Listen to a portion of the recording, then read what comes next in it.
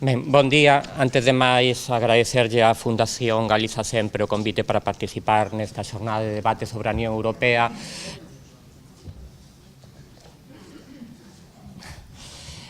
Xornada na que a mí me toca falar da resposta da Unión Europea ante a crise económica. Bueno, en realidade, non podemos entender a actual crise como se desenvolve no espacio comunitario, especialmente o seu distinto impacto territorial, sen termos en conta as características do que foi o proceso de construción da Unión Europea. Sin ir moi para atrás e sin deternos moito, lembremos, por exemplo, que xa foi no ano 86, cando o que daquela aínda era comunidade abrazou a liberalización dos mercados financeiros coa asinatura do Acto Único Europeo. Aquel Acto Único Europeo no Estado español foi apoiado de forma entusiasta por todos os partidos estatais, por o que era aínda a Alianza Popular, polo Partido Socialista e polo Partido Comunista e Izquierda Unida que estaba naquel momento nacendo. Só o nacionalismo de esquerda foi crítico con aquel Acto Único Europeo. Posteriormente, o Tratado de Maastricht, que criou a moeda única e que fixaba as condicións para formar parte do grupo de estados que se integraban na moneda única, tamén no Congreso dos Diputados únicamente recibiu o voto en contra de 3 diputados de esquerda nacionalista. Do conxunto de forzas estatais, ningunha se opuxo, ningunha votou en contra dese Tratado de Maastricht. Non se pode decir que as consecuencias dese tratado, en xeral do proceso de construción da Unión Europea, fosen descoñecidas. Había xa numerosos informes que alertaban dos riscos que posteriormente se evidenciaron e dos problemas, das diferencias, dos desequilibrios xerados por ese proceso de construción. No noso país, o propio BNG elaborou no seu momento unha análise relativamente exhaustiva das consecuencias do Tratado de Maastricht que, desgraciadamente, o tempo permitiu comprobar que se cumprían. O tratado e todo o proceso de construción comunitario non só non permitiron correxir os desequilibrios que existían entre os distintos estados membros da Unión Europea, sino que, ao contrario, o paso do tempo permitiu comprobar que eses desequilibrios se ían agravando. En concreto, por exemplo, os desequilibrios comerciais, despois da integración na moneda única, creceron espectacularmente entre a periferia da Unión Europea e o centro. O propio Estado español chegou a ter un desequilibrio comercial, unha balanza comercial negativa do 10% do PIB. Unha cifra astronómica, e que eu creo que sí existe bastante consenso na profesión económica en que, se non estivésemos dentro do euro, en realidade ese déficit nunca chegaría a ter alcanzado tal nivel. A contrapartida do déficit da periferia, do Estado español, de Portugal, de Grecia, era o superávit do centro, ou foi o superávit do centro. Se nun caso o déficit comercial crecía exponencialmente, noutros casos crecía o superávit comercial, como era o caso de Alemania. Eran as dúas caras da mesma moneda que era o proceso de construción europea, a concentración do produto, a concentración do emprego, tamén cada vez en áreas máis reducidas do espacio comunitario. E dentro do Estado español atopamos tamén unha situación similar co noso país. Desde a integración no que era a Comunidade Económica Europea no ano 86, o noso país foi perdendo peso productivo de forma alarmante, en termos de produto e en termos de emprego. Lembremos que, cando entramos na Comunidade Económica Europea no ano 86, Galiza representaba aproximadamente o 9% do emprego do Estado español. Na actualidade, xa non na actualidade, incluso antes da crise. Antes de comezar a crise representábamos xa solo o 6%, perdéramos 3 puntos. Eses 3 puntos no conxunto do Estado español son 500.000 de postos de traballo, unha cifra tremenda. Bueno, eso explícase polo comportamento deso que habitualmente os economistas denominamos mercado, dese mercado libre, entre aspas, no espacio comunitario, pero tamén se explican por un conxunto de decisións políticas claramente discriminatorias, nuns casos tomados a nivel de Bruxelas, noutros casos tomados a nivel de Madrid, como pode ser o caso da PAC que comentaba antes Xavier. Ben, o déficit comercial, ese déficit comercial dos estados da periferia ten que ser compensado de algunha forma. No Estado español, por exemplo, o turismo xogou un papel importante na compensación dese déficit, pero con eso non chegou. A outra vía de compensación do déficit foi a entrada de capital procedente do Estado exterior do Estado español. Unha parte del en forma de créditos.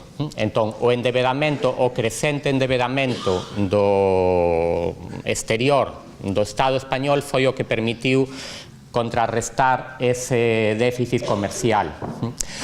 E o mismo, se nós, o Estado español, importa capitais como conxuntos, eses capitais proceden de alguna forma, de algún lado. De onde proceden? Dos países que tiñan superávit comercial. Entón, o superávit comercial de Alemanha e outros países do centro tiña como contrapartida a exportación de capitais, unha parte importante, repito, en forma de créditos, cara a periferia da Unión Europea e cara ao propio Estado español que se endebedaba de forma crecente. Endebedamento, na súa maioría, privado, non público. Até o estalido da crise, a inmensa maioría da débeda é unha débeda privada. É un fluxo de capital que se dirixiron basicamente de forma directa ou de forma indirecta, na súa maioría tiveron como destino final ao sector inmobiliario, a construción. E se falamos da economía galega, curiosamente, tamén podemos ver como unha parte importante do aforro galego foi detraído polo sistema financeiro cara a financiar esa mesma burbulla inmobiliaria noutras áreas do Estado español. Entón, o noso sistema financeiro bancario tamén contribuiu mediante a saída do aforro galego a eso mismo. Ben, nin o Tratado de Maastricht, nin os tratados que o sucederon tiñan ferramentas para correxir eses desequilibrios crecentes no espacio comunitario. Cual foi entón a vía que se tentou utilizar para correxir os desequilibrios crecentes no espazo comunitario? Pois ben, foi a vía dos salarios e das condicións laborais en xerais, é dicir, a vía de reducir salarios, de empeorar as condicións laborais. Esa foi a vía que se lle recomendou ás zonas periféricas como mecanismo para mellorar a súa competitividade, entre aspas. De todas formas, aínda que o discurso comunitario insistía e sigue insistindo neso, como todos sabedes, en realidade os argumentos empíricos que para apoiar esa tesis son moi discutíveis ou son nulos.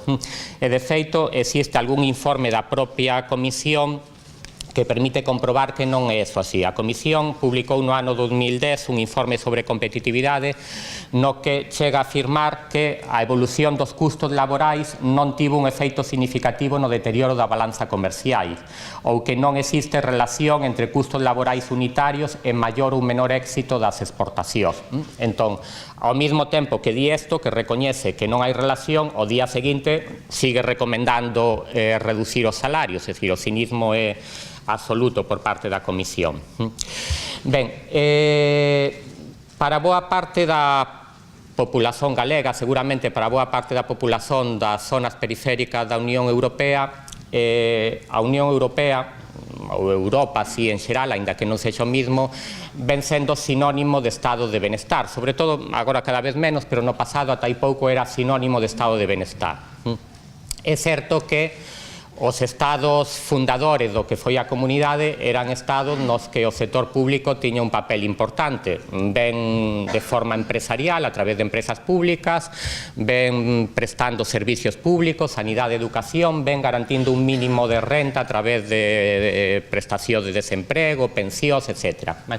Agora ben, eso é unha construción, foi unha construción no seu momento do estado do benestar que non ten nada a ver coa Comunidade Económica Europea nin coa Unión Europea. Foi unha construción meramente estatal, pois fruto no seu momento da relación de forzas despois da Segunda Guerra Mundial na que non imos entrar. Se nos fixamos nas orientacións políticas da Unión Europea, o que atopamos é xusto o contrario, orientacións para ir desmantelando paulatinamente o estado de benestar.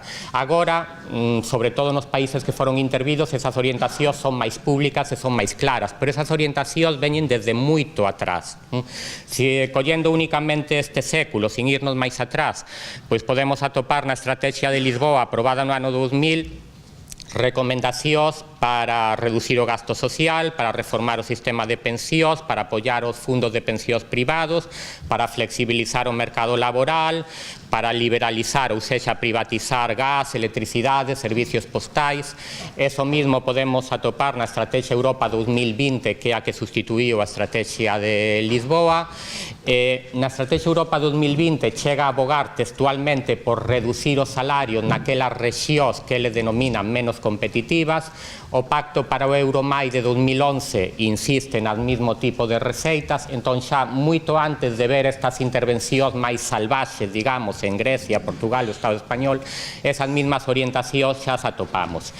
Ben, coa crise e a intervención en Grecia, en Portugal, no Estado español, etc., pois nos atopamos xa moito máis claramente, moito máis explicitada nos memorandos de entendimento ese tipo de políticas, recorte no gasto público, recorte de salario, despido de funcionarios, privatizacións, etc., etc. Políticas que non serviron para conseguir o obxectivo que teóricamente se busca, que era reducir a débeda e fomentar o crecimento económico. A evidencia empírica, ademais, mostra xusto o contrario, e hai pois distintos traballos que xa comproban que hai unha correlación clara entre a magnitude dos recortes, a caída do PIB, e non só a caída do PIB, sino incluso o incremento da débeda pública, é dicir, que foron aqueles países onde houve máis recortes tamén onde a débeda pública aumentou en maior medida. Bueno, as consecuencias sociais de todo isto son coñecidas, non imos entrar. 120 e pico millóns de pobres na Unión Europea segundo as estadísticas oficiais, con un incremento moi notável desde o ano 2008 ata a actualidade, volvese a falar de situación de fame infantil, etc. Pero non vou entrar neso.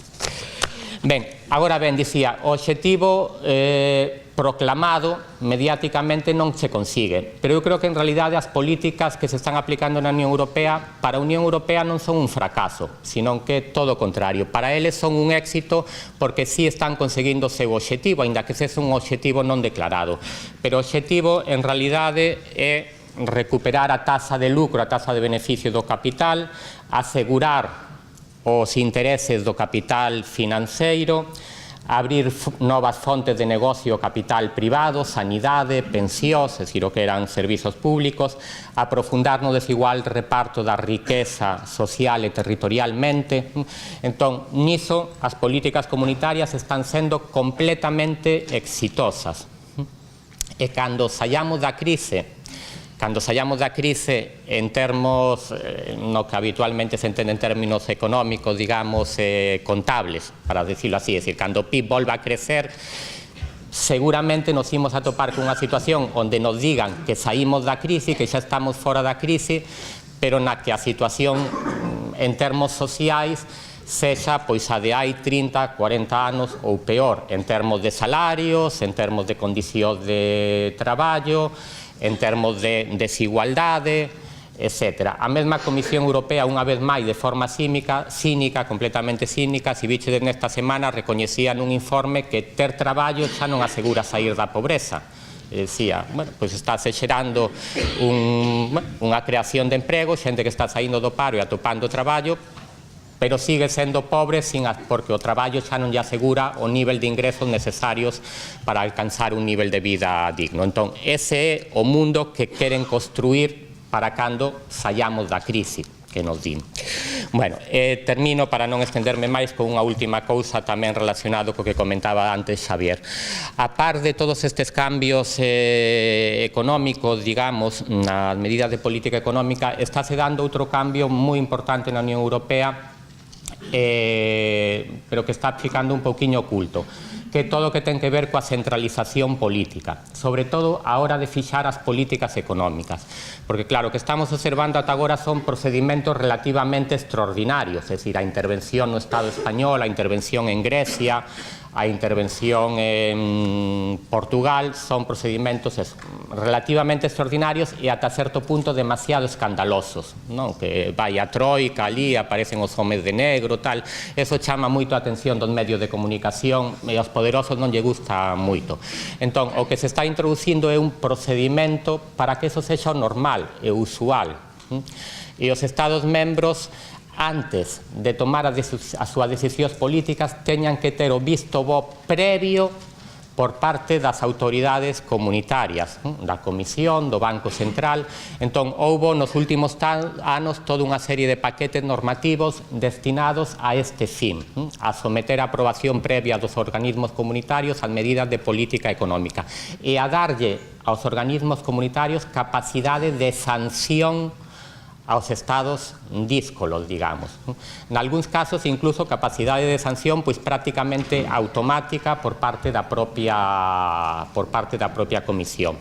Entón, vemos unha vez máis como as políticas en defensa dos intereses das élites económicas van da mao das políticas destinadas a centralizar o poder político.